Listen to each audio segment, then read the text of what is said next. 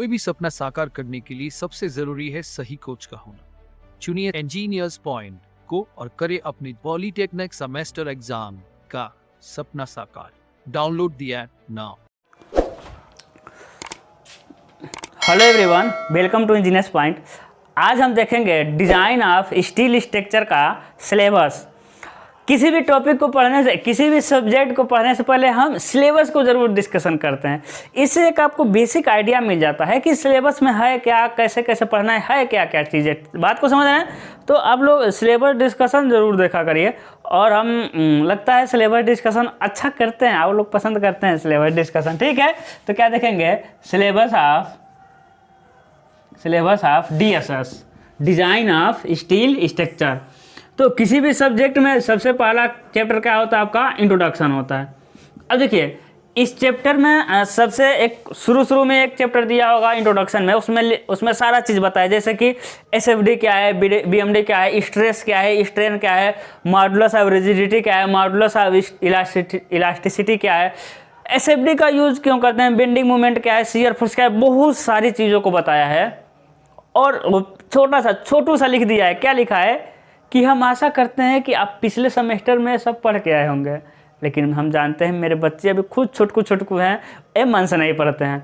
तो सबसे पहले तो हम जो पीछे का जो टॉपिक है, स्ट्रेस क्या है, स्ट्रेन क्या है, बेंडिंग मोमेंट क्या है, जहाँ तक कोशिश करेंगे 1-2 क्लास लें और उसमें बेसिक चीज़ों को हम बता दें। लेकिन इतना यकीन करिए, जब हम बताएंगे तो आपको लग जाएगा कि शायद अच्छे से नहीं पढ़े थे, ठीक है। तो सबसे पहले हम क्या देखेंगे? इंट्रोडक्शन देखेंगे।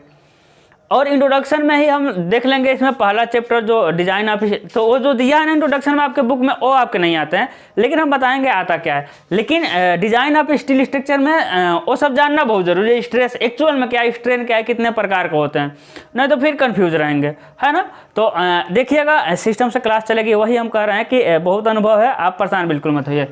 तो इंट्रोडक्शन हम पढ़ेंगे, स्टील क्या होता है वो सब पढ़ेंगे। Stress, strain, modulus of elasticity, modulus of rigidity, कितने प्रकार के स्ट्रेस होता है, स्ट्रेस कितने प्रकार का होता है, शियर स्ट्रेस एक्चुअल में क्या है, सारी चीज़ों को हम करेंगे। लेकिन वो नहीं आएगा स्टील क्या होता है, स्टील कितने प्रकार का होता है, स्टील के गुण लिखिए, है ना, कितने प्रकार का हम स्टील स्ट्रक्चर का प्रयोग करेंगे, कितने मेंबर कितने प्रकार के होते हैं, सारी चीज़ों को हम पढ़ेंगे इंट्रोडक्शन में। आने वाले टॉपिक है इंट्रोडक्शन से एक क्वेश्चन फिक्स है 5 नंबर का।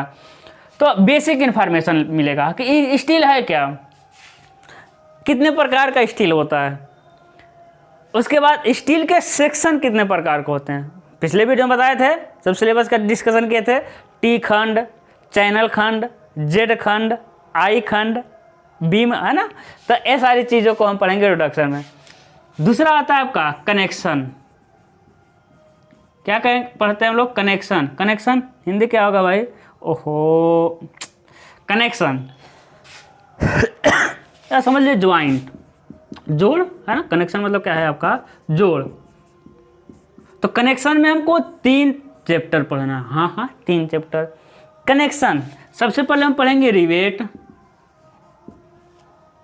उसके बाद पढ़ेंगे वेल्ड यानी वेल्डिंग, उसके बाद पढ़ेंगे बोल्ट। अब देखिए रिवेट क्या होता है। रिवेट देखिएगा, आप मालगाड़ी को देखते होंगे, या फिर नहीं देखते होंगे तो अब मालगाड़ी को देखिएगा, या फिर मालगाड़ी को छोड़ दें तो आप रेलवे स्टेशन में देखिएगा ब्रिज, जो ब्रिज बने रहते हैं।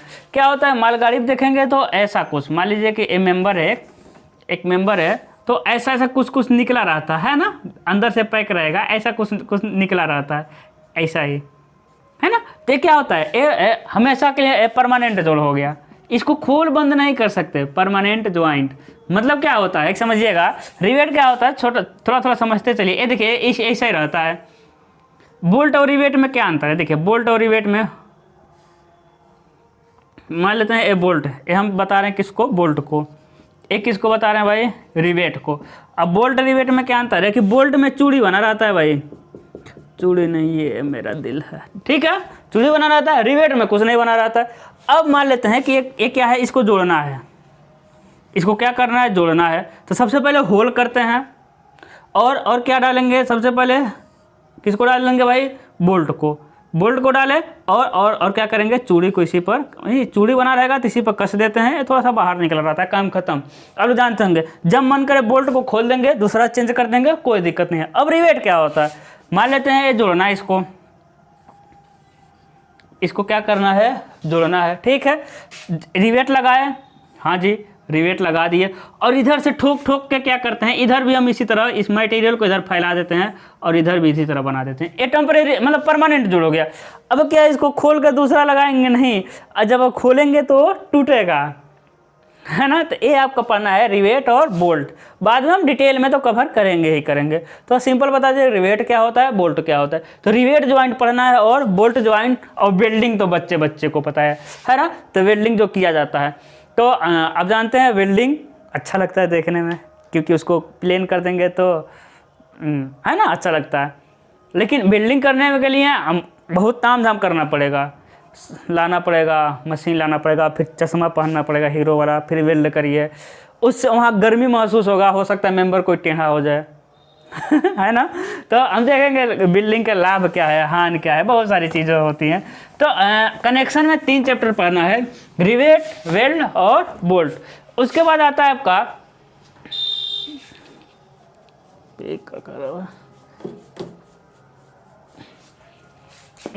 आपका तीसरा, है ना। ये दूसरा चैप्टर में 3 टॉपिक हो जाएगा। तीसरा आ जाएगा आपका टेंशन मेंबर। अरे सर इसमें भी टेंशन, हाँ भाई टेंशन, लेकिन वो टेंशन नहीं है, तना ना भैया तना ना या टेंशन मेंबर। अब जैसे देखिए ट्रस आप लोग पढ़े होंगे या ना पढ़े होंगे, तो पढ़ेंगे ही, हम एक बेसिक बता रहे हैं। जैसे ए 2 दीवारें हो गई, इसके ऊपर एक बीम को रख दिए, ऐसा ट्रस होता है, रेलवे स्टेशन पर मिलेगा या माल गोदाम वगैरह मिलता है। अब बताइए एक क्या हो गया आपका स्ट्रक्चर, एक क्या है आपका स्ट्रक्चर। अब इस पर कौन सा फोर्स लगेगा, इस पर फोर्स लगता है टेंशन, इसे टाई बीम कहते हैं। कौन सा फोर्स लगता है, इस पर टेंशन फोर्स लगता है। हमेशा वो नीचे की तरफ खींचा रहेगा, है कि नहीं, बात को समझ रहे हैं। ये हमेशा क्या रहेगा, नीचे की तरफ खींचा रहता है, तो इसे कहते हैं हम लोग टेंशन मेंबर। तो टेंशन मेंबर पढ़ना है।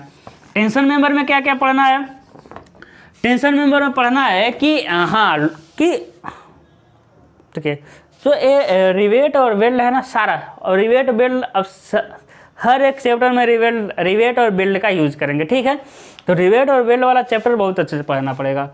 तनन अवयव में देखेंगे कि डिजाइन अब सारा आ जाएगा। इसके बाद सारा डिजाइन कि भाई एक कहेगा कि एक लोड लीजिए और उस लोड के लिए टेंशन मेंबर का डिजाइन करिए, तो हम वही देखेंगे उस लोड को वहन करने के लिए किस सेक्शन का यूज करें।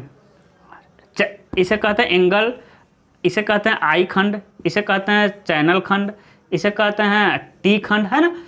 किस चैनल सेक्शन का यूज करें, या फिर वो कह देगा कि इतना लोड लगाना है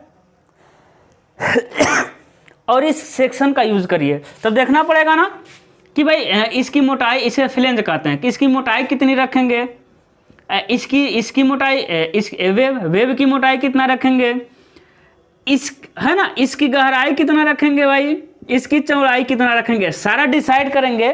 उसके बाद फिर चेक करेंगे, जैसे आरसीसी पढ़े होंगे, सारा डिसाइड करने के बाद हम check in shear, check in bending सब करते थे, वैसे इसमें चेक करेंगे कि सेफ है कि नहीं।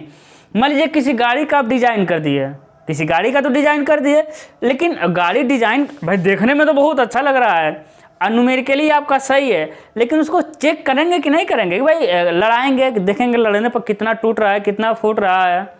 जो महंगी गाड़ियाँ होती है, महंगी क्यों होती हैं, यही सब चेक करने पर उन लोगों का रिस्पॉन्स अच्छा आता है। तो हम लोग क्या करेंगे, इसका चेक करेंगे सबका। जैसे आई सेक्शन का देखेंगे चौड़ाई कितना लें, टोटल गहराई कितना लें, फ्लेंज की वेब की मोटाई कितना लें, फ्लेंज की मोटाई कितना लें, सारा कुछ हमको डिसाइड करके फिर चेक करना पड़ेगा टेंशन मेंबर का। चौथा आएगा आपका कंप्रेशन मेंबर का। ये सारा मेंबर जो रहेगा ना वो स्टील का बना रहेगा, ये जो सारा मेंबर रहेगा ना वो पूरा स्टील का बना रहेगा। संपीड़न अवयव,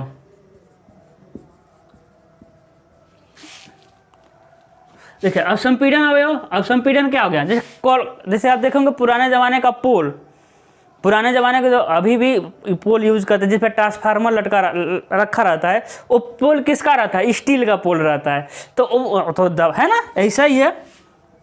ऐसा ही है। तो इसमें कहीं कौन सा लोड आ रहा है, कंप्रेशन, क्योंकि दो पोल को रखते हैं, है ना, दो पोल को रखते हैं और इसके बीच में ट्रांसफार्मर रख देंगे, जिसमें कौन सा लोड आ रहा है, कंप्रेशन लोड आ रहा है। यही नहीं, कंप्रेशन लोड आ रहा है, हाँ बहुत जगह कंप्रेशन लोड आएगा, हम सिंपल आपको बता रहे हैं, ठीक है, वो हम देखेंगे। तो फिर कंप्रेशन अवयव का डिजाइन करेंगे। किसका डिजाइन करेंगे, कंप्रेशन अवयव का। जो ट्रस होता है ना, ट्रस में टेंशन कंप्रेशन बहुत छोटे छोटे कंपोनेंट होते हैं, कोई टेंशन में रहेगा, कोई कंप्रेशन में रहेगा, सबका हम डिजाइन करेंगे। तो सेम टेंशन की तरह कंप्रेशन का डिजाइन करेंगे। उसके बाद आता है आपका बीम। क्या होगा आपका, बीम। ये भी सब कर रहे हैं ना, सब डिजाइन है, बीम। अब देखेंगे पुराने जमाने में स्टील का बीम यूज होते थे भाई, स्टील का बीम, एक छत रहेगा, देखेंगे एक छत हो गया और उसी के नीचे ना ऐसा बना रहता था, थोड़ा सा स्टील का भी ऐसा थोड़ा थोड़ा दिखता होगा आपको। हम आपको रेल की पटरी, रेल वाला देख रहे हैं ना, लोहे वाला जो रेल की पटरी है वो इसी आकार की रहता है, वो बीम ही है, वो बीम सेक्शन है ना। तो बीम से अब हम रेल की पटरी के नीचे वाला डिजाइन नहीं पढ़ने वाले हैं, लेकिन ऐसा अभी भी देखते होंगे कहीं कहीं यूज होगा, है ना। ये छत है भाई कंक्रीट का, इसी के नीचे जब डेवलपमेंट नहीं था आरसीसी के बीम का, तब हम इसी तरह का बीम यूज करते थे।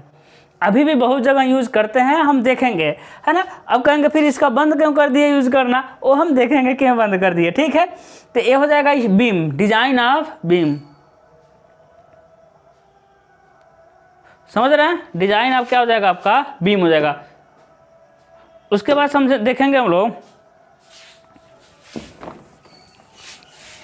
उसके बाद देखेंगे छठा, देखेंगे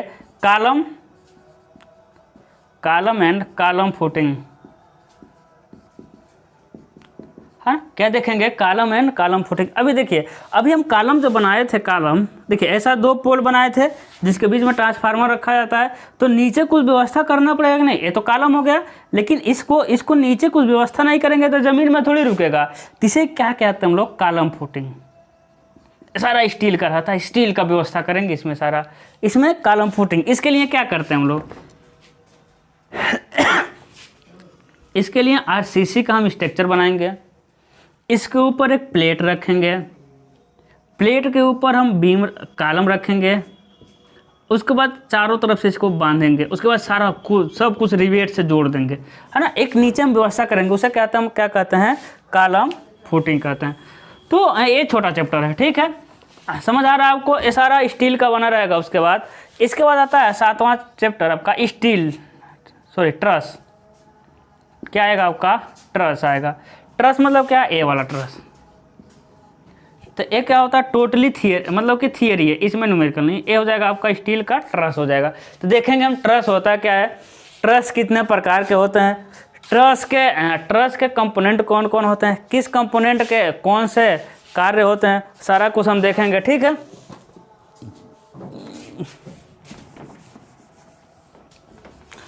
तो ये थ्योरी से है, बाकी ये सब इतना आपको आएगा आपका न्यूमेरिकल, हम इतना आपको गारंटी दे सकते हैं, पढ़ने में बहुत मज़ा आएगा, डोंट वरी।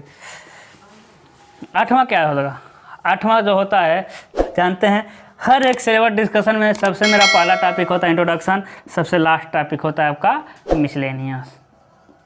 मिसलेनियस में कोई टॉपिक ही नहीं बता, कोई चैप्टर ही नहीं बता, लेकिन वही हम कह रहे हैं कि हम जब प्रीवियस ईयर क्वेश्चन देखते हैं तो उसमें कुछ क्वेश्चन ऐसे रहते हैं जो आपके बुक में नहीं मिलेंगे, कुछ अपने तरफ से बनाया हुआ क्वेश्चन, तो उसको हम कहाँ डाल देते हैं, मिसलेनियस में डाल देते हैं, कवर कर देते हैं। लेकिन हम एक भी टॉपिक छोड़ते नहीं है जो आने वाले रहते हैं, ठीक है। तो आई होप आप बात को समझे होंगे। यही है आपका क्या, डिजाइन ऑफ स्टील स्ट्रक्चर।